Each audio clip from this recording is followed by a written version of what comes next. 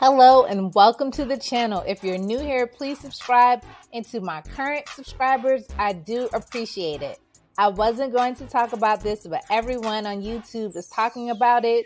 For the most part, this is about the Just Pearly Things Black Manosphere debacle. I'm going to let my computer voice guy, Matthew, tell you all about it. Everything in the video is alleged. You have to do your own research. Essentially, after Kevin Samuels the Godfather passed, the Manosphere didn't have any true direction and they needed a leader, so Just Pearly Things had gotten lessons and had been taught by Kevin Samuels, the great one, before his untimely demise. She had gained much knowledge from him. She had actually received the blueprint. Just Pearly Things went on to become the queen of the Black Manosphere. So some of you know a little bit about this and are thinking, well, aren't there black women already in the Black Manosphere leading the charge? Why weren't any of them elevated to queendom? I cannot answer that question. I do not know.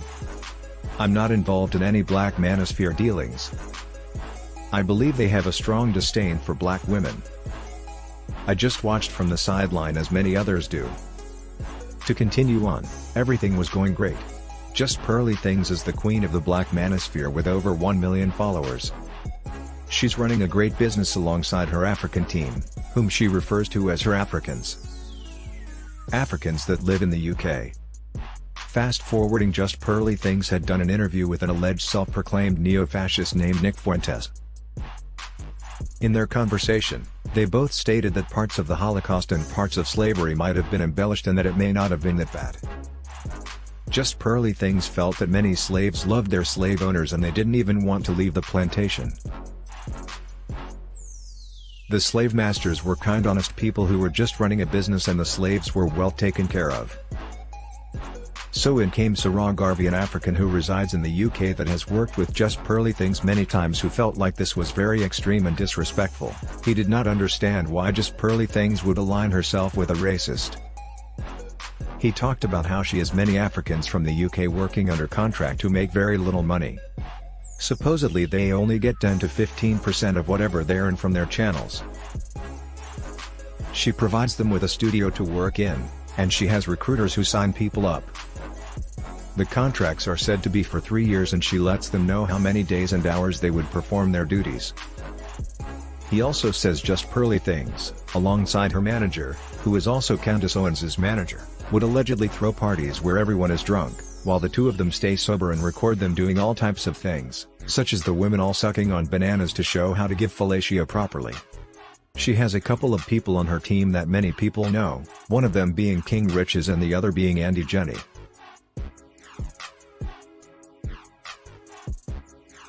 Both of them are Africans who reside in the UK.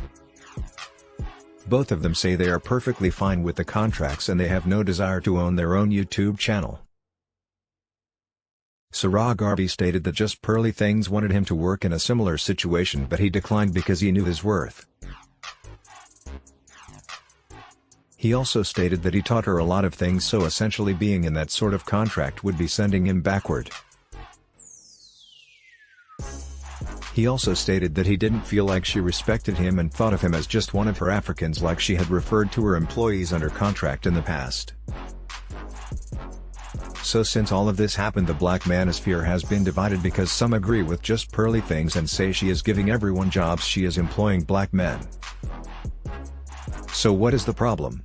Some of them are saying that Just Pearly Things is right. Some black people loved slavery and they got along very well with their slave owners.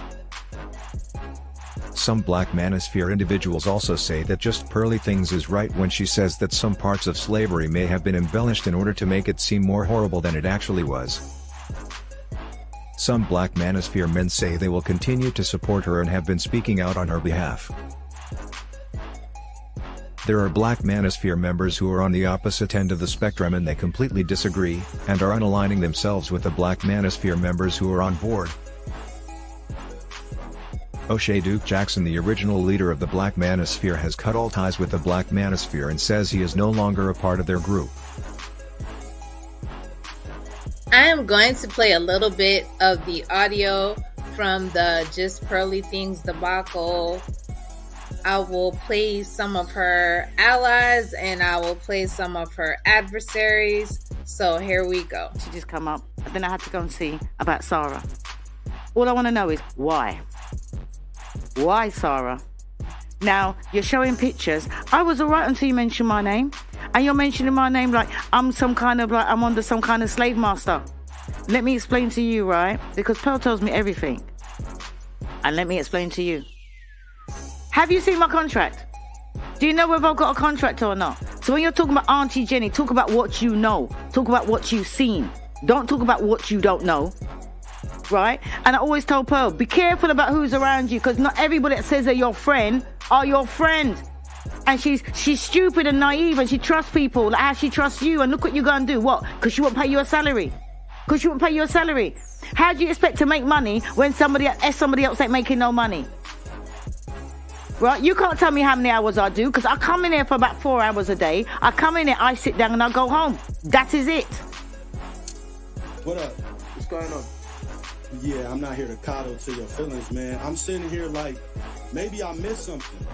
Because you're defending Pearl, and you're talking about black men, but you're not even defending yourself. How did I defend Pearl? Tell me did. exactly what I said. Exactly. You want to hear it? Okay. What you did was you brung up how Jerry Springer had this on his show. Okay. I did a reaction video. Is that a lie? Is that a lie? Is that a lie? Is that a lie? Is that a lie? He pushed back. Is that a lie though? He pushed back. He doesn't get it. He says, is that a lie? You don't get it. That's a defense. You're trying to justify the things that you deem that she did right. How do you not understand that that's defending her? Bro. That's my point. Bro. First of all, you're not going to scream at me on my own show, because you wouldn't do it if you was here. You wouldn't do it if you was here. I promise you wouldn't. I promise you. I'm not no small. What parts of slavery were embellished, according to her? She wasn't talking about slavery. She wasn't talking about slavery. She was talking about the movie Roots. He embellished certain parts. He embellished certain historical facts about slavery in that series. No, she said just like the slavery thing, and then she brought up Roots. So first she brought up slavery, and then she compared slavery Check this out. to Roots. Check this we out. all know. Hold on. Stop for a second. I'm gonna explain it to you again because you ain't listening. You trying to find something to be mad about. So I'm explaining it to you one more time. Okay? The man who created the movie Roots, okay, which is where most of y'all's knowledge about slavery actually comes from. He stated clearly that he wanted to make slavery look way worse than it already was. Okay, it was already bad, but he wanted to make it look worse to quote unquote inspire black people or whatever. He's quoted as saying that. That's what she was talking about. Y'all are actually conflating the two things. That's what she was talking about. So she compared slavery to Roots. She used Roots to describe slavery. In all reality, slavery was actually worse than Roots. No, because if you look at the Jim Crow era, no, it wasn't. When you look at the if you look at the Black Codes era, like no, it wasn't. I mean, you can have. I mean, you can have your opinion. You can, brother. No, it wasn't. You can pretty much defend her statement, but bro, it's a historical. She's sitting there with a white supremacist, bro, speaking on black issues, saying slavery wasn't that bad, just like. Yo, do you fucking hear me talking? And he left. You see, this is what I mean by clown ass niggas. That's a clown ass nigga. That's a single mother raised nigga right there. I've talked about this shit numerous times on this show. Was slavery fucked up? Yes, it was. Was slavery the way they depict it in movies and series like Roots? No, it was not. It was not. There are many elements of chattel slavery that is left out of those movies, that is left out of those series. But I get it. See, this is what I've been talking about for a while now. Okay? This is what I've been talking about for a while now. Like, black people as a whole, for black people as a whole, slavery and racism is like